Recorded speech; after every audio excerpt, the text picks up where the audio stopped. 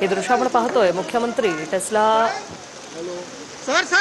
ऑफिसच्या उद्घाटनाच्या इथे पोहोचलेले आहेत।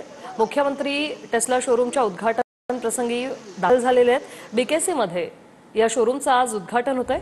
टेस्लाच्या देशातील पहिल्या शोरूमचं मुंबईत आज उद्घाटन होतंय आणि त्यासाठीच मुख्यमंत्री या ठिकाणी दाखल झाले। टेस्लाच्या वाहनांची आजपासून मुंबईमध्ये विक्रीही सुरू होणार आहे।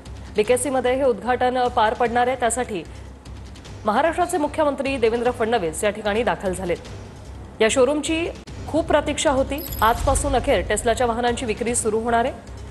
बँड्रा कुर्ला कॉम्प्लेक्समध्ये 4000 चौरस फूट जागा आहे आणि शोरूमसाठी 4000 चौरस फूट जागा ही भाडेपट्टी करारावर घेण्यात आलेली आहे।